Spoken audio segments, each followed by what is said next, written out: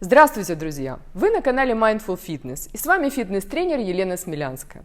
И сегодня у меня для вас подарок. Это экспресс-техника по избавлению от боли, зажатости, скованности в плечевом поясе, самих плечевых суставах, от боли в шее и от головной боли. И когда я впервые сама узнала это упражнение и начала его практиковать, я поразилась его простоте и необычайной эффективности. И оно работает, потому что оно основано на знании основных законов функционирования человеческого тела. Но перед тем, как мы перейдем к этому упражнению, я хочу вам нарисовать такими крупными мазками картину, в которой вы, возможно, себя узнаете, а возможно, нет. Итак, человек ежедневно по много часов сидит перед экраном компьютера. То ли это его рабочие обязанности, то ли он зависает в соцсетях, то ли он игроман, не суть. В конце рабочего дня, в конце этого сидения у него затекают, деревенеют и болят плечи, верхняя часть спины, шея и противная ноющая головная боль. Этим очень часто страдают офисные сотрудники, вообще все люди, которые вынуждены по 8-10 часов проводить перед экраном монитора. Это их работа. Человек инстинктивно пытается сам размять вот эти вот области над плечами или шею, или просит кого-то, друга, партнера, супруга, массажиста, чтобы размять. Как только массажист или партнер трогает у него вот эти области надплечья, он говорит: батенька, у тебя тут просто как камень все. И человеку эти прикосновения другого человека очень болезненны в этой области. Почему? И сейчас мы с вами поговорим о том, что вот здесь вот находится, почему оно так болезненно, что с этим делать для того, чтобы избавиться от этой болезненности. Итак, здесь находится верхняя порция трапеции. Это одна из 700 примерно мышц, которые находятся в нашем теле. И болезненные они с правой и левой стороны, эти порции трапеции, потому что они находятся в постоянном гипертонусе. То есть они слегка сокращены все время и не могут расслабиться. Это сокращение происходит рефлекторно по разным причинам, и одна из них стресс, но мы сейчас не об этом говорим. Итак, это болезненное в большей или меньшей степени сокращение верхней порции трапеции с одной и другой стороны вызывает огромные изменения в организме, и не только боль, которую вы чувствуете и от которой вы хотите инстинктивно избавиться. Прежде всего, сокращенные спазмированные мышцы, они зажимают нервы, кровеносные сосуды, лимфатические протоки, которые проходят от полости черепа, вот уходят вниз, в грудную клетку. То есть спазмированные мышцы нарушают венозный отток и лимфоотток из полости черепа. Чем это грозит? Прежде всего, это нарушение мозгового кровообращения. Боль – это уже, ну, сказать, вот вторичный, это организм наш кричит о том, что, в общем, надо с этим что-то делать, что-то менять.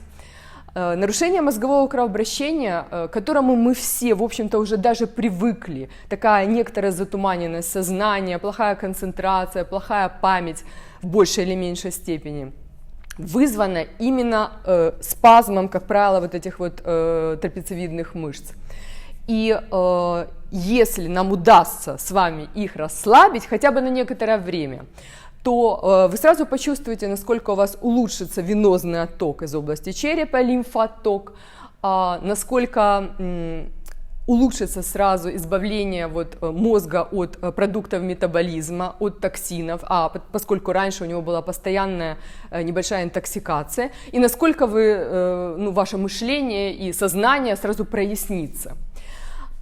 И, безусловно, уйдет боль и зажатость с плеч, шеи, и уйдет головная боль.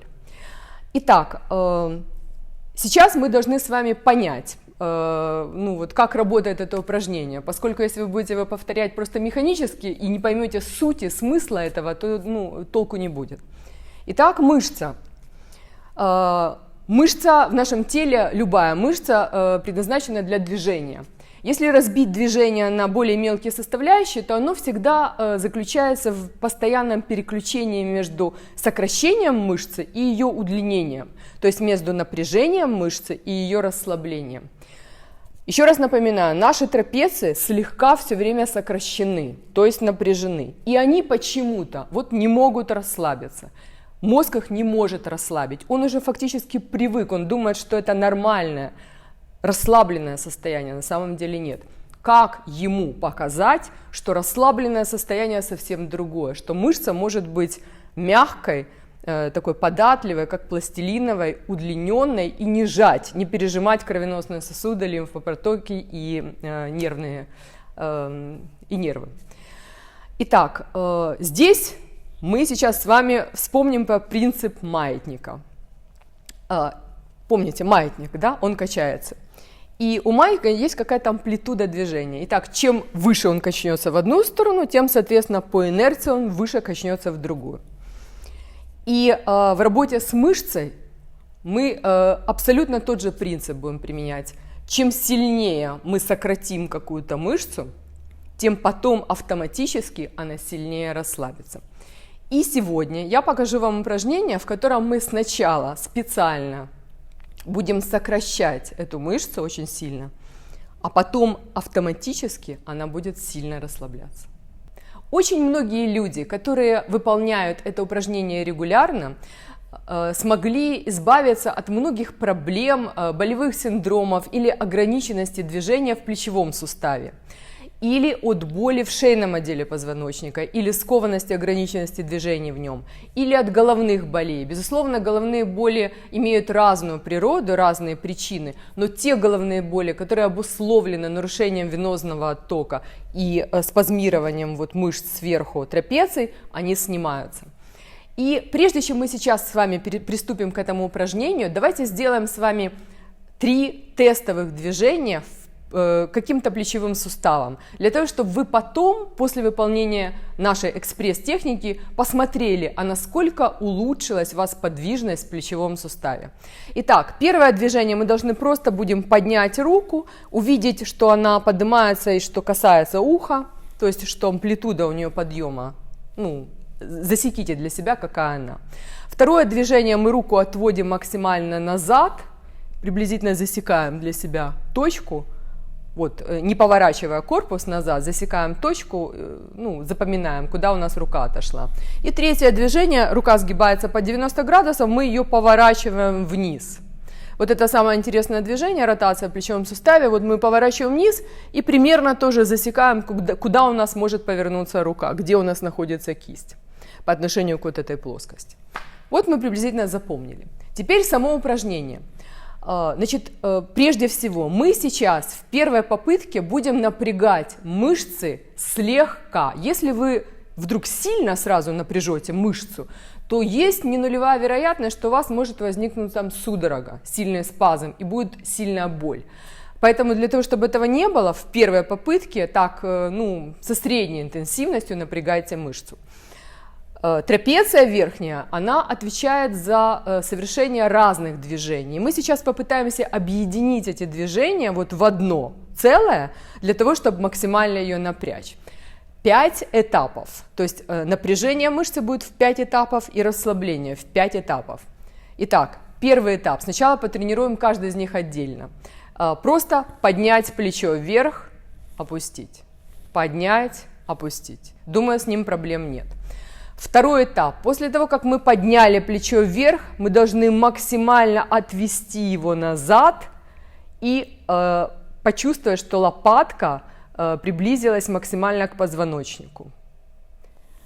Дальше. Третий этап. Сейчас мы его пока потренируем отдельно от плеча. Третий этап – это мы должны нашу голову чуть-чуть наклонить назад. Тоже, думаю, проблем нет. Четвертый этап. В наклоненном назад положении головы мы должны наклонить ее к плечу. И пятый этап, опять же, касается головы. Итак, 1, 2. И дальше мы должны как будто бы снизу вверх посмотреть в сторону.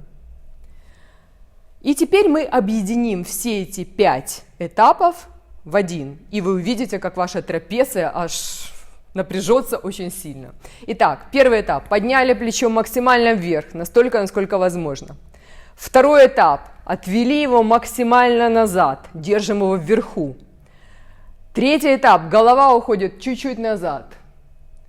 Теперь мы наклоняем ухо к плечу, насколько возможно. И из этой позиции разворачиваемся чуть-чуть в другую сторону. И вы чувствуете, как трапеция у вас очень напряглась. 2 секунды, 2-3 держимся в этом положении.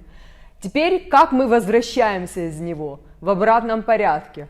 Голова возвращается в обратное положение 1. Дальше она отклоняется в другую сторону 2. Плечо опускается вниз 3. Уходит вперед 4. И голова так чуть-чуть носом падает вперед 5.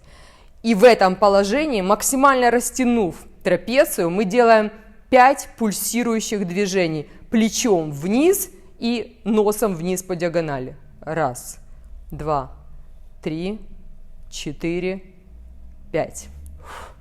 И сразу, вот я, делая это регулярно, сразу сейчас чувствую, что у меня как будто бы плечо поплыло, опустилось вниз. И вот в этой части возникает такое ощущение освобождения. Я вас должна предупредить, что в начале это чувство освобождения будет очень краткосрочным. И вот эта зажатость, скованность и боль будут достаточно быстро возвращаться, если будет та же поза, то есть если человек не будет применять еще какие-то другие техники, упражнения. Но если вы будете делать это регулярно, то вот это ощущение удлинения мышцы, трапеции, да, снятия с нее гипертонуса, оно будет задерживаться после каждого упражнения все дольше и дольше. И в итоге вы добьетесь нужного эффекта. Теперь сделаем то же самое на другую сторону. Уже сразу, поэтапно делая это все вместе. Итак, вначале поднимаем плечо вверх. 1. Отвели плечо максимально назад, удерживая его вверху. 2. Голова ушла немножко назад, наклонилась в сторону плеча и повернулась носом вверх в другую сторону. Чувствуем, как здесь очень сильно напряглось. Теперь в обратном порядке расслабляемся. Голова ушла в другую сторону, убрали ухо от плеча, опустили плечо вниз, вперед, и голова ушла немножечко носом вперед по диагонали. Делаем 5 пульсирующих таких движений. Плечо вниз, нос вниз. 1, 2, 3, 4, 5. И сразу я чувствую, плечо ушло вниз. Вы можете даже проверить, если вы достаточно чувствительны по отношению к собственному телу, вот что раньше плечи были вот так вот чуть-чуть приподняты, и вам казалось, что это нормально, а теперь они ушли вниз, и как стало сразу свободно, как шея удлинилась, голова как будто бы освободилась и куда-то там стремится в небо. Я вам еще рекомендую сначала проделать это упражнение только с напряжением на одну сторону, и не делать потом расслабление, а на другую сторону сделать и напряжение, и расслабление, и почувствовать разницу, что называется. Если вы уже достаточно хорошо чувствуете, что происходит в вашем теле, то вы, безусловно, сразу почувствуете огромную разницу. Если нет, просто учитесь чувствовать. И сейчас, после того, как мы сделали это упражнение, и сразу хочу сказать, что его желательно, просто необходимо делать минимум 3-4 раза в течение дня, каждый день. Если вы чувствуете сильную скованность, особенно в конце, во второй половине дня, делайте это упражнение чаще. Оно не навредит. Чем чаще, тем больше.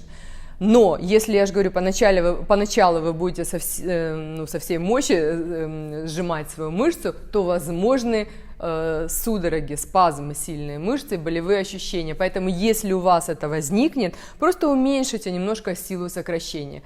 И запомните, что если вы занимаетесь каким-то спортом, упражнениями и развиваете в том числе силу, вы качаете, предположим, мышцы, то любая мышца, ее сила – это способность ее хорошо сократиться. А если эта мышца находится, например, в гипертонусе или в гипотонусе, неважно, то есть в ненормальном тонусе, она не в состоянии нормально сократиться. Сила – это сокращение. И если она может хорошо сократиться, и у вас она развивает хорошую силу, то потом, соответственно, она может отлично расслабиться и удлиниться, и ваше тело вы будете чувствовать в вашем теле себя комфортно, и фаза релаксации, восстановления у вас будет просто замечательно проходить. А сейчас мы опять сделаем наши тестовые движения для того, чтобы проверить, а изменилась ли у нас степень подвижности в плечевом суставе, если она у вас была вдруг ограничена.